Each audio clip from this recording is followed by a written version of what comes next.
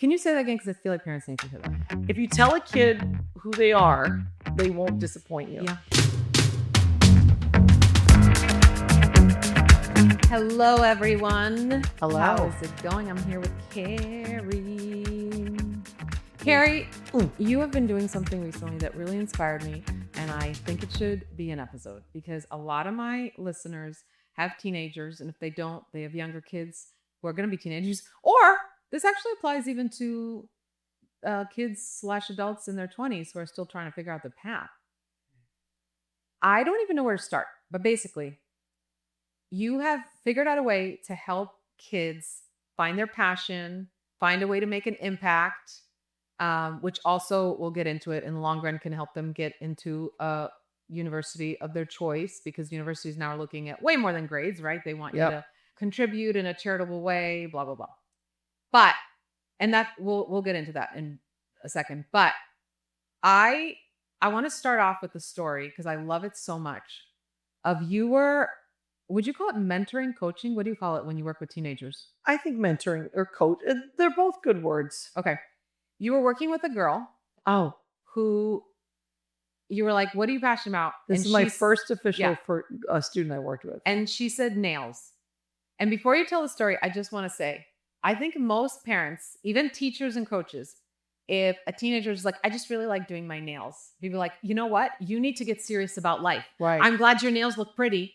But what do you want to do with, do you want to go to college? Do you not want to go to college? They would immediately sort of, not everybody, but I think a lot of people would just dismiss it. Like, great, I'm glad you have a fun hobby and you like to paint your nails. Who cares? Yeah. Can you tell the story of what you did with this girl? Yeah, this girl is really special. Her name is Ariana. And it was by the way, it's never too late. This is August of just about to start her senior year. And she's just kind of lost, trying to figure out what she wants to do. She hasn't necessarily been academically curious, as I like to call it. I like that wording. Up to this point, a good student, but not, doesn't drive her in that way. And didn't her parents hire you because they were like, help our daughter find her way? Yeah, we gotta figure out. And she was on a good path, but just help her. She doesn't know doesn't have a lot of confidence in her college application. Doesn't know what she wants to do. Really is lost in that way. But she was not lost in life, I would say. And then after, working with her, trying to find her passion, which is what I do with a lot of kids. And in speaking with her, I was like, what makes you tick? I'll say to a kid, and they always, I don't know. Okay, well, when you're on TikTok, what are you scrolling? What is it that you like what videos do you really like? And finally she's like, I love nails. I love to paint my nails. I paint my friends' nails. I do everybody's nails. I do acrylics, nail art. It's actually how I soothed myself. She had ADHD and she's like, and soothed her anxiety through self-care, which is really interesting. And so I thought, well, that could be viewed as something very vapid, but it wasn't. It was interesting. And so we created an impact project for her. So what's an impact project? It's finding a solution to a problem in your community. These kids are ripe for the making of this because they already are so brilliant with social media, how to connect to people over social media. And they just don't have any structure. So we figured out that she's like, I just love doing nails. And we connected with a nursing home in our area. And man, did she take the ball and run with it. And we came up with Manny's for Grannies. And I love it so much. She went on to Amazon with her mom and she bought, drying stations, what is it? A product that makes washcloths wet and hot, like you have at the nail salon. At the nail salons, little place cards that were pink, and so she could have like a mobile nail care center. And she went into nursing homes and gave them self-care, and she led a team of 10 girls, all her friends, and they did it for free. Oh, completely for free. In fact, used their own money to launch it. Yeah. And then almost every other week made such an impact. She did over 100 hours and then close to 200 hours and got the U.S. Congressional Silver Medal. Wow.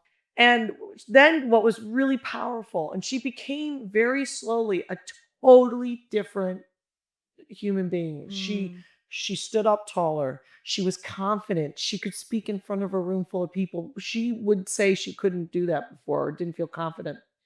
And then we kept tweaking what her efforts and what she was doing, it giving her an idea of like, we don't wait for the school to tell us that we can create a club. We go ahead and we create it and we start doing what we want to do now, and then let people recognize us. So that's what we did. But what was powerful is then she ran a bunch of fundraisers throughout the months. And she, at the honors award at her high school, she was able to raise enough money of $1,200 and stood on stage. It still gets me choked up because it was such a powerful moment for her. And she stood on stage, and this girl who would say she couldn't speak in front of everyone spoke in front of hundreds of people, like a boss girl at a podium, explained her Manny's for Grannies, what she did, encouraging her other students in her class, her peers. This is a kid giving a scholarship to her peers, inspiring them to do community service, and gifted one of them the $1,200 scholarship. Oh my gosh. And it was really powerful. And so that is when I thought I might be onto something here. These kids, if they're given the structure, and they have the time. And not just this is why I wanted to start the episode with a story, because not only did you give her structure, you found something she was passionate about. You did not dismiss it. You didn't try to change it. You didn't try to tell her it's not good enough or it's trivial or whatever. You took what she was passionate about. And then not only did you help her, like give her the structure, but you helped her use it in a way where she was being such a gift, such a light to these women. And men, believe it or not. Lots of men were getting their nails done. I love it. Nursing and homes. Men, women and men. She would paint them white and green for the Jets football for this one guy, Sonny. That's amazing. Yep.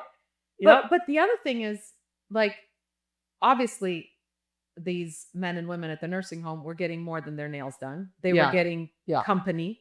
They were getting connection. Yep. Like you said, she brought 10 friends. Yeah. And they all did. Like, the number one thing you hear about people in nursing home is they get lonely. They love visitors. They love somebody new to talk to. And here are these young girls who I'm sure are all chatty and fun and, Yeah. And then these girls are getting so much out of it. Like you said, she gained confidence, but also like we all know how good it feels to do something kind for someone. And just like that feeling of, wow, that was empowering. That was amazing. I feel good about myself. Like it makes you want to be a good person. I feel like anytime you're doing an act of kindness for somebody, it motivates you to be even kinder, motivates you to find other ways to give to your community, right? And so it's just, I love this story so much because I think it's important for parents to hear whatever your child is passionate about. I've said it so many times. Our job is not to change our children. Okay. Our job is to get to know our children, figure out what their love is, what their passion is, what they're good at, and then guide them through that. Even if it's completely different than what we envision they should be passionate about or what they should like or what their future should hold. Right. So, and then on top of that, it led to her being able to offer a scholarship to somebody else. I mean, this is like brilliant. And on top of that, she got into her dream school. And about a month before she started school. And that helped, obviously. That was one of the reasons. Absolutely. Yeah. A month before, so colleges are obviously evaluating grades. They're interested in your SAT, obviously, your essay. But there's also what you offer in that Common App, which is the application you do for colleges, is you're listing 10 extracurriculars and the impact you had on your community, if at all possible. Yeah. So they were able to see the impact she had because it was written up in the newspaper. That a month before she started college, she was given a leadership position in college that she hasn't even started yet. Wow. Hey, we saw you be a leader in your community. We want you to join our leadership academy on campus and get X amount of dollars in scholarship monies, which happens quite often. Okay, I'm gonna ask you for another example of another story like that you did with a kid. So think ahead of time. I didn't prep you for this. I have many. Okay, but I do want to say one thing that I thought was cool. When you were asking her what she's into, and she was kind of lost and didn't know what she wanted to do.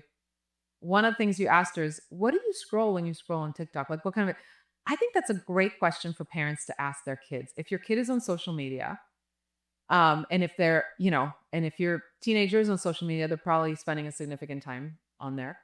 Have you ever asked them like, what are your favorite videos that pop up? Yeah. What are the things you search the most? You might find something out about your kid that you didn't know. Like, I didn't know you were into horses. we've never had a horse. You've never done horseback riding. Like, I didn't know. You could find out something completely new, but that's a great way. I get that a lot of parents listening are going to cringe at this because we all, are sick of social media. We don't want our kids on social media, all that. But let's also just deal with the reality. If your kid is on social media, this is a great way. Just ask them, what are they? I was even thinking like, asking friends, like, I don't know what kind of videos you like to look at. Like, I could find out more about my friends, and maybe that would help me be a better supportive friend, or maybe that would help me encourage new hobbies for my friends, or maybe it would help me be a better gift giver, right? So I think that's a great way to approach your kid. Meet them where they're at. If that's where they're at, if social media is a part of their life, meet them where they're at and use that to find out what their passion is. And then can you not only support that passion, but can you guide them to turn that passion into something where they're actually putting good into the world? That's like the dream. That's the dream. Okay, give me another example. Well, what you just said is important too. Doing the TikTok, and we've talked about this before. One of the exercises I do with the kids, which is important, is, and I think you've heard of it as well. If you imagine, I always say to them, imagine you have a minivan and you're the driver, and you've got 3 different rows, and you can put friends in different rows. The person who's next to you is your ride or die. The people in the second row, they're pretty much along for the ride, but the third row, you can stop at any time and they can get off out of your minivan. And find out their names. And what does Ricky do? Oh, he's a soccer guy. Okay. And very quickly, you can see who's in their minivan, who do they value according to where they put them in their minivan. But more importantly, what you're trying to understand is who their friends are, what they do, and where are they in that community, right? Because we're all trying to figure out who we are in our community. Am I the mama bear that tells all my friends to calm down? Or am I the party starter? I say, hey guys, let's go out. Let's all go to pizza tonight. I'll pick it up. I start everybody talking about it. The more these kids understand who they are in their smaller communities, because now it's all about their friends, they're going to figure out what they want to be in their bigger communities and how they can represent themselves when it comes to getting. It's also college. A good way to teach kids, their value and about friendships. Yes, right? Like your friend. Not everybody has to be your BFF. No, and you're not necessarily going to be able to trust everyone with certain things. Like, you know what I mean? But they can still go along for the ride. Yeah, they can still be along for the ride. I love that. Anyways, another example. That's a good bonding exercise for when a parent takes their kid out for a meal, and it's like you want a conversation. Just be like, okay, there's a minivan. You're the driver. Yeah. This is your passenger seat. Okay, now name all the friends in it. Like, that's a fun little exercise to do with your kid. And what's important to your friends. Yeah. Because then you can see, they'll comment on what they think about that. Oh, he plays soccer, or they'll have these thoughts about it. It's like, why do you think that? Like, that's not cool, or is cool? I have another. This all started because my daughter really got involved in Girl Scouts. She went all the way with a gold award up through senior year of high school, and I learned a lot of this from her. Honestly, she created a mental health curriculum that was a solution to a problem she had, which was she really had anxiety in 3rd, 4th, 5th grade. And the nurse would just give her a lozenge and send her back to class. So my daughter's artistic. And so she created a mental health curriculum around Bali the bunny. And it was a coloring sheet that's available at tieittoballoon.com. And the coloring sheet is an 8-page curriculum, double-sided. And we made sure it was available in every nurse station in 5 schools in our school district, as well as 2 other school districts in the state. And with crayons. And then she painted a mural in the middle of our town. You could see the mural, and she would go and do lessons, and she would teach kids to let go of your anxiety. Imagine you're writing your anxiety on a piece of paper. That piece of paper is attached to a string, which is attached to a balloon. And then once you write your worry down, you're going to close your eyes and imagine this isn't real. We're not ruining the planet. That letting go of that balloon and your worries go up. So it became a way for Ava to, which is my daughter, for her to embrace her anxiety. And a way, because she's such a great artist, to use her art to help others. Again, it's like so her she own would say, passion. I love art. Yes. And that's how we took her art and we created it into an impact to help other kids. I love it. My son's an athlete. Okay. He, wouldn't necessarily have had an artistic ability or whatever, but he's an athlete. And there really were not a lot of opportunities in my town for boys to volunteer. So I helped him create Athletes for Good. And athletes and co-ed, boy or girl. You've got these kids, they're athletes. They understand discipline. Yeah. They understand how to be champions on the field. Let's teach them how to be champion off the field in our communities. And give them opportunities to serve. So we regularly would post 3 times a week. Hey, come on, as a team, we're all going to serve. And by the way, the school said, we don't need another community service group. Wow. And John looked at me sophomore year. I was like, so what? We're athletes, we're good. Because I say so. And we have a group and we're going to go do good today at the nursing home because we're athletes, we're good. We just decided that's who we are. But then slowly we run it like a startup. We do a website. We get t-shirts with the logo on it. We encourage whatever team that kid is on. Hey, I'm the community service guy. How about 10 of us on the soccer team? We go serve. And then I ran it like an editorial calendar. So nursing homes in the summer, the people don't have anywhere to go. It's hot. No one's around. At least in my, in the summer in the Northeast, everyone's gone and they're lonely. So we did Christmas in July, which is and we gathered, John gathered 19 kids from 7 different school districts. And he dusted off a Santa Claus suit out of my garage. We brought in Christmas trees. We went to the dollar store. We got gifts. We wrapped up everything and big sack. And he's in the closet and his football guys are tightening his belt and they're putting his wig on him. And then I had another girl who she creates community through baking, The Boy's Kitchen. She came in with Christmas cookies. I got another kid who creates community through singing. He brought in Maroon Tunes and he did Christmas carols. And we threw a Christmas party in July. How And fun. the newspaper covered it. And John came in. Now, John, at this point, is junior, going into his senior year, very typically quiet kid. And but a quiet leader, which isn't really applauded for boys in our community. And it can get overlooked very quickly in a football locker room. If you're not the alpha, loud, And I watched him turn the corner with all these senior citizens and start, ho, ho, ho. And I was like, I couldn't believe it. One by one, have you been naughty or nice? And 89-year-old Luis is like, Santa, I've been naughty. He's like, oh, here's your gift. Yeah. And it was really powerful. His coaches showed up. Oh. And soon enough, in about 4 months, he was the national division winner for the New York Jets and the Super Football Conference, and recognized. It's called the Steve Guerrero Young Man of the Year Award. And he was in the MetLife Stadium press conference. Yeah. 7 kids in the state were chosen. And so we don't do it for the award. Good is good, right? But if that's there's no other time when you do good that you can be rewarded other than being a kid. If I do that now at 30 years old, I get a pat on the back and that's enough. But why not build these kids up in our community? Yeah. And let them see themselves as leaders and reward those good is good moments. Yeah. And lead them into leadership.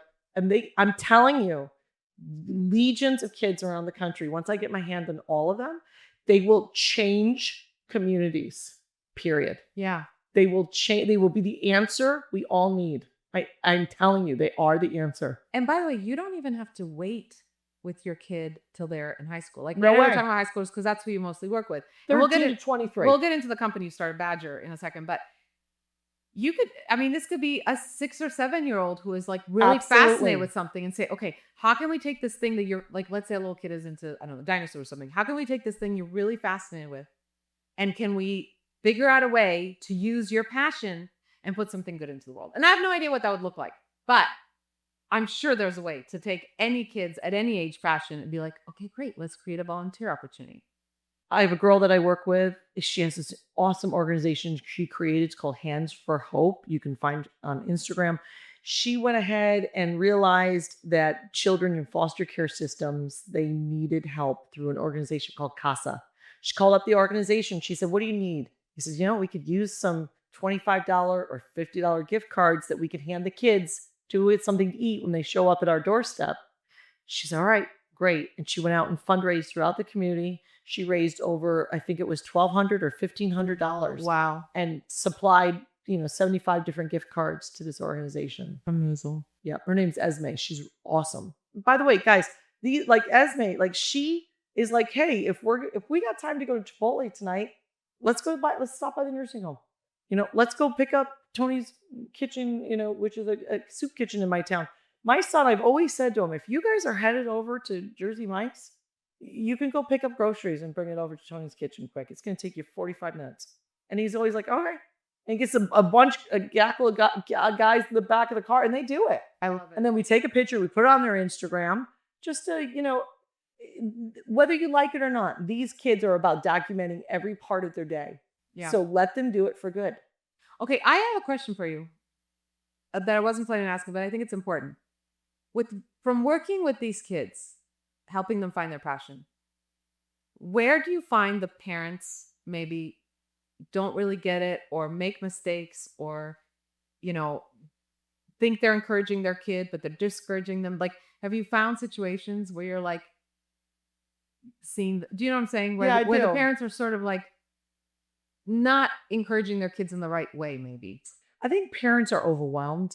Yeah. I think parenting has become something that you want to hand off if you can. And I get it. It's really challenging. And we cannot win with a phone in a kid's hands. Yeah. You can't. And it's really frustrating.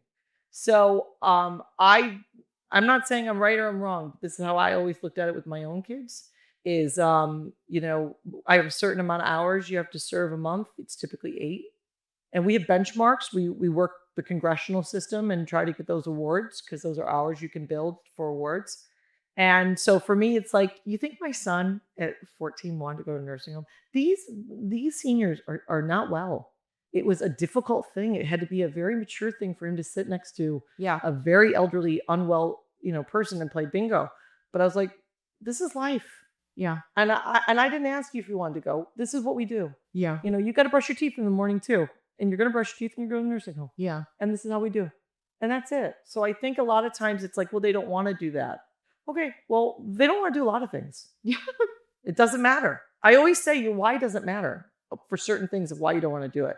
Like there's certain things I just think that the structure needs to be there just for a healthy mind. Yeah. And one of them is serving. They say, if you're dealing with depression, anxiety, go help someone. Absolutely. And but if you give it to the kids in a way that they can create measurable impact, it'll blow your mind what these kids do. Well, I think the trick is helping them find their passion, right? Because just forcing them into volunteering, that's great. Like, make your kids spend some time volunteering. I think it's awesome. I've definitely done volunteer projects with my kids. But if you can combine that, like the girl that did Manny's for Grannies. Yeah. Totally. Now it's more than just my mom's forcing me to do this. Now it's like, oh my gosh, I have something to offer that I created. That's it. And that's where the empowerment is. You're absolutely right. Okay, so you start working with these kids, and then you decided there's obviously a big need. I know there's like a wait list to work with you. Then you decided to create Badger. Right. So I think it's great, but I have such a passion that I really think that this could change the world. This sounds so like starry-eyed. You have to have that kind of passion to start something new. But these kids are ripe. They're waiting to be handed a task, in my opinion. So, I'm only as one person with so many hours. So I wanted to be able to scale what I'm doing on the next level. So I'm working on a platform called Badger. BadgerMethod.com. Why Badger? Tell me how you came up with Badger. Well, I like badgers. Badgers are. Who doesn't like that? Well, I'm a publicist from that background and a TV producer. So, which is why you're good at producing these projects for kids, like helping them produce. But go ahead. Probably. And so I am a dog with a bone. I'm also ADHD, which is my superpower because I hyperfixate. Mm-hmm. So I just, and that's like a lot like a badger. If you watch a badger video of like in the wild, they don't stop. They don't care who's in their way. They're going to get their job done. But badgers, that is so your personality. They also create communities without an alpha. And they all help each other. And those communities are burrows underneath the foundation grass. And they lift up the community on top of them. So I feel like if you have badger communities, and by the way, in the wild, they're called sets, not called communities. So if we have badger sets, and they are these soldiers from 13 to 23, they will be the ones holding us all up and be our future. Yeah. So, okay, tell me more about Badger then. So the platform, if you can imagine a LinkedIn for kids in a way where you are able to, and people will say, ooh, social media for kids. They're on social media already. Yeah. Okay. Don't be confused. Yeah. But this is. But let's actually use it now for let's their use future. It. So you'll have a spotlight. Yeah. In PR, we call it a one page. Your one page will have the photo of Kristina. Kristina's a junior in high school. She created, Hope and Humor podcast, which helps underprivileged kids across the country, whatever, her impact is in her community. This is her GPA. This is her leadership. And then you'll be able to, at some point, you're going to be able to have companies connect with those kids. Hey, we see you're a rock star. We want to give you a grant for $10,000 to flesh out that amazing product you have. And then there's another section that helps them streamline their college education. It also strategizes press for them. It strategizes scholarships for these kids. It also strategizes awards. Yeah, I was going to touch on the press thing. Like, if your kid starts something, like, again, back to the Manny's for Grannies thing, like, reach out to your local press. Get the word out. That's going to help them raise more money. Yeah.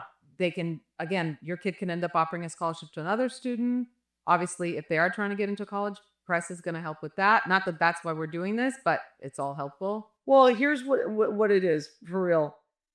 If you've got a kid, I was an ADD kid. Okay. I wasn't these brainiacs out there. I was just a typical kid, couldn't focus in any way. And there's a lot of them out there. And if you can use these kids, and maybe in some school systems, they're not the 4.3 kid. There's a bit of an arms race to know where these APs. Yeah, seriously. APs and seriously. It's out of control. Like, 4.0 is not good enough anymore. What in the world? But you know what? At the end of and I always tell the kids, I think that's great. Yeah. But AP courses is a hero project for you. It doesn't create impact in the community. Mm-hmm. And then you've got a kid like Manny's for Grannies or Athletes for Good. Now you have a kid who's maybe doesn't feel like enough in their academics, but they see the difference they're making in their community by being a leader. They see what they're doing and the impact in the community, and they're being recognized by their community.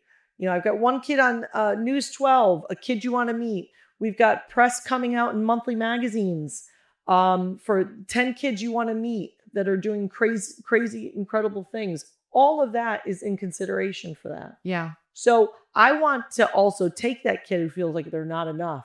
They just haven't been tapped in the right way. And our school systems don't support that. And I've always believed that the best way to have a kid gain confidence, which we all want to raise confident kids. Yes. Is to make them make sure that they are proud of themselves. They have to be proud. It's not good enough for a kid that their mom and dad are proud of them. It's not. The kid needs to be proud of themselves. And that's a very different thing. Yeah. Because a lot of kids are amazing and the parents are so proud of them, but the kid doesn't believe in himself. No. You talk about kids having superpowers with like tech and social media. What do you mean by that? Well, I mean, because of how you're an expert. I guarantee you can't go head to head with a junior in high school. Not on TikTok. No way. Right? They're crazy talented. They have lightning speed processing speeds. And I think what we need to do, and again, I'm not telling any parent to encourage their kid to be on social media. My oldest is not on social media by choice, Luca. Great. My daughter does have social media. I'm not going to go encourage Luca to get on social media. What I am saying, and I think we're both saying, is that if your kid already is on social media, why not have them try to use it for good? Like, if they start some kind of a organization like Manny's for Grannies or something, that's a great thing to post about on social media. That's a great inspirational thing to encourage other kids to do, right? They have to come up with a logo. Yes, let's encourage them to actually use it. Trust me, social media can be used for good or bad. 100%, and they can. I do it all the time with them. When I give the kids the tickets to do this, they come back and I'm like, I don't understand how they would take me a month to do that. And they're like, well, this is my logo. These are my T-shirts. I'm actually thinking about running it. They're encourage them to think like entrepreneurs. And I have a kid who roughly had like a 3.4 GPA. By the way, great GPA. It's a B. Yeah. In this, landscape, it's not good enough in a lot of these schools. And these kids are made to feel less than. It's awful. And maybe they can't get into the National Honor Society with that. And so many kids in school are in it. And this kid's like, listen, I can't get in the National Honor Society, but every kid trying to get in, you have to do a certain amount of volunteer hours. They're all stopping me in the hallway. Hey, can I do work with your club this week? Will you sign off? So all of a sudden it's like, oh, I have value. Yeah. I have value. I have something you need so that you can do that. But yet the school says I'm not good enough to be in that club. Isn't that funny? I started my own club. Well, look at you. Right? Yeah. I love what you said earlier too about like, don't wait. No. Or like, you don't need to go to school and get a club. Start your own freaking club. Yeah, you and I, we're in a club right now. It's amazing. Two of us I love this club. Your eyebrows look amazing, by the way. Thank staring you. at them. Okay, if a parent is listening and they're already exhausted and they're overwhelmed, they're like, I want to help my kid find their passion. Yeah. What's like the next right step? Where do they start? Well, hopefully when it's ready, you can go to badgermethod.com and we'll have some AI platform tools that you could use to help you, because there's a freemium profile on that. And then you can also pay more, just like LinkedIn, for more access into different items on the site. Otherwise, I got to tell you, sometimes you got to have, I know this is hard for parents. You got to hand the reins over to someone else. I don't care if it's a cool aunt.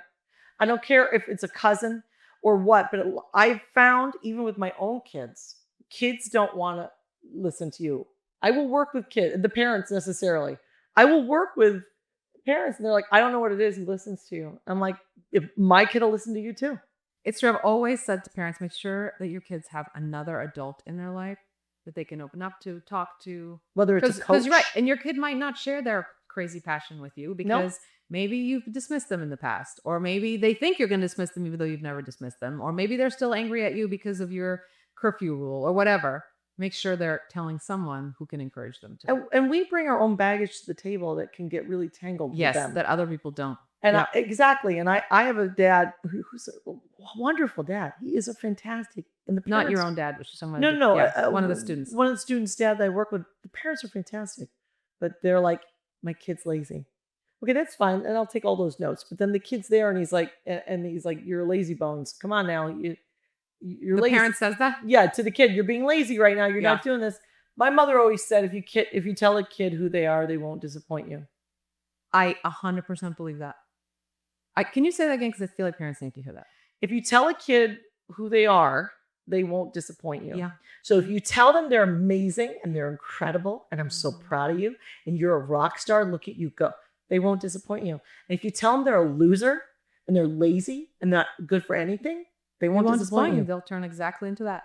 Yeah. It's just a simple pivot. It's true. I think sometimes parents forget how powerful our voice is in the head. Yeah. And again, to bring it back to what you said in the beginning about, mayonnaise for grannies. I just love that example. I know I keep repeating, but I just love it so much. She's a very powerful girl. She's amazing. Yep. Like, again, like I said in the beginning, so many parents would maybe dismiss, like, I know you like doing your freaking nails. Who cares? You got to get serious about life. Yeah. Like so many parents say, you got to get serious. You're not serious about, you got to get serious about life. What if this is the most powerful, amazing thing they end up doing with their life is this thing that you're dismissing? Right. And it's not the nails isn't really, it doesn't matter what it is that they're doing. It's the tools and the discipline and the skills they're learning to create something out of nothing. Yeah. And it just happens to be nails and doing good at a nursing home. Yeah. But all those skills are transferable to the next level. Yeah. And they can see that now they start looking in a room and they start seeing this, where they can find solutions to things. Yeah. All right. Anything else before we wrap it up?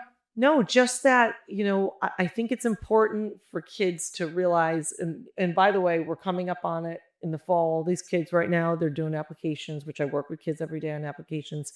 And I think kids need to realize that they're going to end up wherever they're supposed to end up. And by the way, it's not everyone's timeline. Not everybody at the end of senior year have to go to college in the fall. And I always say this. I went to SUNY Oswego. My neighbor went to Yale. We live in the same town. We live the same life. So true. They can't see it because they can't get past the bumper sticker, a lot of these parents, of where their kid is or not. Yeah. But the greatest generation, my father didn't go to college. My mother didn't go to college. And they were phenomenal people. Yeah. Very successful. It's just, there's a lot of different ways to get there. Yeah. And again, it's really important that parents take their own ego out of it. their own fantasy of what they thought their kid's life would look like, or all that stuff. And just, who is your kid? Can you stand in awe of their story? Can you figure out what they're supposed to do with their life, what they're passionate about, and just support them in that, while taking your own ego, or what will people say, or, well, that person's kid is going to this school and my kid's just going to, can you take all of that crap out? And is your kid happy? Yes. He's happy going to community college. Yeah. Or he's happy at a job that he's at. Yeah. But what's your problem? Yeah. You're not dealing with dysfunction. He's happy. Yeah. So what are you caught up in? Yep. I had a friend whose kid was on the playground at little, and he was alone in the middle of the playground at 5 years old, hula hooping. And she was like, "Oh my God, why is he alone hula hooping?" She called me crying. She's like, "Why? He's all by himself. He's not playing with anybody. He's hula hooping. What is wrong with my son?" I said, "Is he upset? Is he crying that he's alone hula hooping?" "No." "Right. So what's your problem?" "He's not upset. He's enjoying himself. You have a problem with it." Yeah. We create so many stories. I create them too. Oh, we're all guilty of it. We create so many stories instead of one thing I think every parent is really good at. We overcomplicate everything. Yeah. It's actually much simpler than we make it out to be. And then we wonder why we're constantly exhausted. I mean, a small part, let's just take accountability, is our fault. We overcomplicate everything. Yeah. All right. So I wish you all a nap, a simpler mindset. And why don't you take the time this week to take your kids to their favorite restaurant and figure out, what are they passionate about? Ask those questions. What are you searching for? Like, what videos do you like to watch on social media? And then just encourage them to figure out how to put some good into the world with that. All right. If you ever want to call us, leave us a little voicemail question on any topic, you can call 855-912-4175. 855-912-4175. And also check out my app, Hope and Humor Daily, for any sort of support you need with your mental health or parenting or anything. There's an instant chat there where you will get an immediate response. And I think everybody listening, if you haven't figured out your kid's passion yet, take them out to their favorite restaurant this week and start asking those questions. Find out what they're scrolling on social media. If they're younger and they're not on social media yet, just find out what they're passionate about and then help them figure out a little project. What a fun way, by the way, to just like spend their time. Next time they're bored, you can be like, "Hey, let's work on that project. Did you come up with a logo yet? Let's come up with a logo today. We'll get your crayons out." I mean, again, you can do this with any age kid. It could be a lemonade stand outside. We're raising money today. We're going to drop it off at maybe we're going to go get a dozen donuts. We're going to bring it over to the police station. That reminds me when the kids shake their hands. When my kids were little, Matea wanted to raise money for a dog shelter in our area. I love it. And we had a lemonade cookie stand. Yes. And I can't remember what it was, but we came up with a name for it. And we did this whole thing, and then she got to deliver money to the puppy shelter. So anyway, go put some good into the world. Your kids are never young enough. Okay, maybe your babies, but once they can talk, we're not young enough. They're not too young. You know what I'm saying? I'm tired. I'm a mother. I'm in perimenopause, and I'm passionate about naps. So let's make an organization for that, Carey. I love you all. Have a great week.